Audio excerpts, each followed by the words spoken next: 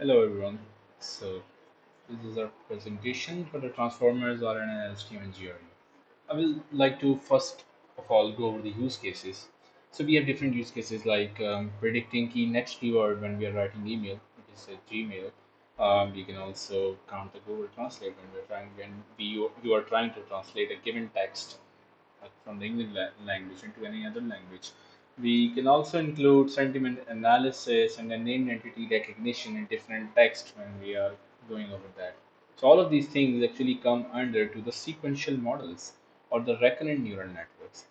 The recurrent neural networks are actually quite similar to the normal neural network, except that now we have a short-term memory, which was not there before actually.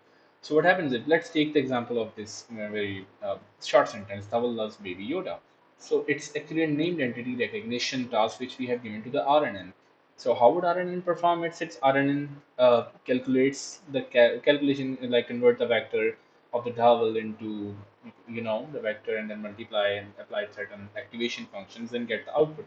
That would be passed along with the keyword loves, and that is how it has a short-term memory. It knows the context, and it will actually successfully predict the value of the named entity recognition recognized Dhaval Baby Yoda as its um, result. The limitations of RNN are vanishing gradient. What is it? It is simply is that in if we keep together 100 people in a straight line and the first person start whispering in the first person and then it goes to the 100%, the information would be distorted. Its original intent would be lost. That is what happens in the vanishing gradient when in a neural network, when we are trying to adjust calculate or adjust the internal settings to improve the learning. We have to calculate the derivatives of the weights based on certain calculations, and if these gradients are smaller and smaller, the result might be that the model is no longer learning, or it can cause a very big error. That is, in processing a long text, the network might completely forget what happened in the beginning, or it might not remember the context. Simply, it does not have a large context. That is where vanishing gradient comes into the picture.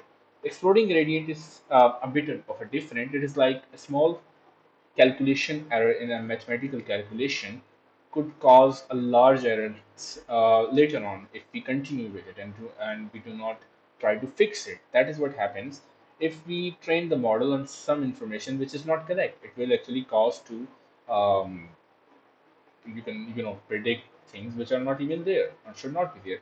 So this actually picture reminds me of the thing that, let's say we have a traditional RNN which has a short-term memory and knows only last two words. When we reach the keyword Pakistani in a given sentence, the sentence is actually here. Sorry, that should have been. So Ali eats samosa. In this sentence, if when we reach the keyword Pakistani, since the short-term memory is only cuisine is, we don't know what the cuisine is and what does it mean. We won't be able to predict the keyword Pakistani. But if we have an LSTM, then we are definitely going to be able to predict the keywords Pakistani, because the last word would be samosa, and we know in our culture samosa is a Pakistani food. So then we would be able to actually make some correct predictions. LSTM is introduces the, you can say, long-term memory, which is the cell state, along with the hidden state, which was introduced by the recurrent neural network. So it has three parts: the forget gate, the input gate, and the output gate. Forget gate removes the previous state, long-term memory state, which was samosa. If we are going to go over the pasta, when we see the pasta keyword, the input gate actually adds the pasta keyword into the long-term memory, and the output gate actually predicts if we are on the end of the sentence, like cuisine is, then in our context we would have pasta in the long-term memory, then it would actually predict the keyword Italian. That is what the output gate is for. GRU is actually a simplified LSTM because LSTM is a bit complex. It is not as much as efficient as the GRU.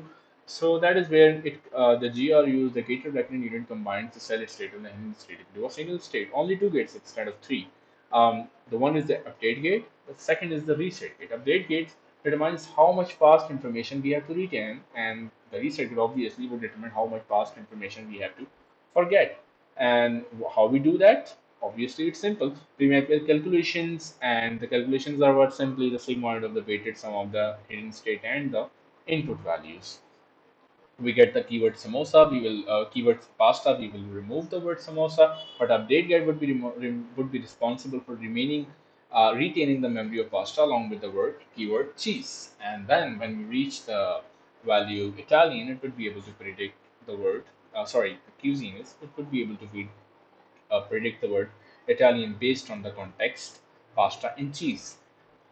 So yeah, that is how the RNNs actually work. Now I would call my colleague Mohammed Ali to actually explain how transformers work and how it actually revolutionized our world for the prediction.